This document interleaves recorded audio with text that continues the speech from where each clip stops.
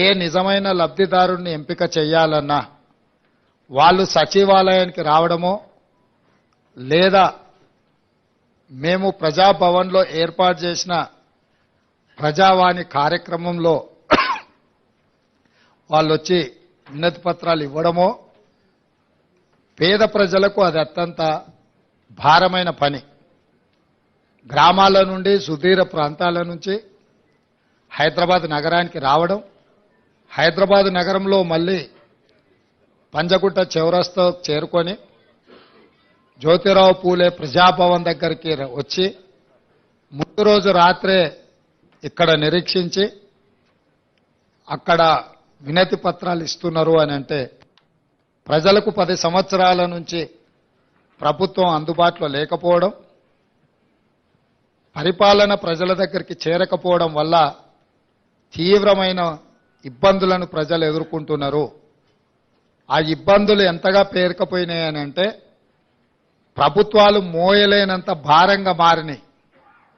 అందుకే ఈరోజు వారంలో 2 రోజులు ప్రజావాణి కార్యక్రమాలు తీసుకుంటే దాదాపుగా 24,000 పైచిలకు అప్లికేషన్లు వచ్చినాయి. ఇందులో ప్రధానంగా భూమికి సంబంధించిన సమస్యలు, ఇల్లు లేని వారి సమస్యలు, లేకపోతే ప్రభుత్వం వైపు నుంచి అందించాల్సిన రాజీవ్ ఆరోగ్యశ్రీ లాంటి సమస్యలే ప్రధానంగా రావడం జరిగింది. వీటన్నిటిని కూడా విశ్లేషించి ఆయా శాఖలకు ఆయా అధికారులకు పంపించి వాటి మీద చర్యలు తీసుకునే విధంగా ఈరోజు మా ప్రభుత్వం ప్రయత్నం చేస్తుంది. అందుకే నేను సహచర మంత్రులందరితో మాట్లాడినప్పుడు ప్రజల్ని ప్రభుత్వం దగ్గరికి రప్పించుకోవడం కాదు, ప్రభుత్వమే ప్రజల దగ్గరికి వెళ్ళడం ద్వారా ప్రజలకు న్యాయం జరుగుతుంది.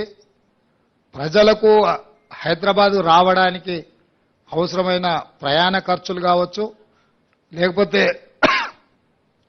సమయము కేటాయించడం కావచ్చు, ప్రజలకు ఇబ్బందులు జరుగుతున్నాయి. కాబట్టి ప్రభుత్వాన్నే ప్రజల వద్దకు పంపిద్దాము, ప్రజాప్రతినిధులను ప్రజల మధ్యలో కలిసిమెలిసి ఏ ప్రజలు ఎన్నుకున్నారో ఆ ప్రజల దగ్గరికి పంపించడం ద్వారా గ్రామ సభలలో ఆ గ్రామాలలో ఎన్నికైన సర్పంచులు కావచ్చు, ఎంపీటీసీలు కావచ్చు, జడ్పీటీసీలు కావచ్చు, జిల్లా పరిషత్ చైర్మన్లు కావచ్చు, లేకపోతే ఎమ్మెల్యేలు కావచ్చు, మంత్రులు కావచ్చు, వీళ్ళందరూ కూడా గ్రామ సభల ద్వారా ప్రజల దగ్గరికి వెళ్ళినప్పుడు ప్రభుత్వమే ప్రజల దగ్గరకు వచ్చిందన్న భావన కలిగి ఈ ప్రభుత్వం మీద విశ్వాసం కలుగుతుంది. ఈ ప్రభుత్వం మా ప్రభుత్వం, ఈ ప్రభుత్వం ప్రజల ప్రభుత్వం, ఈ ప్రభుత్వం ప్రజల సమస్యల్ని పరిష్కరిస్తుందన్న విశ్వాసం ప్రజలల్లో నెలకొంటుంది.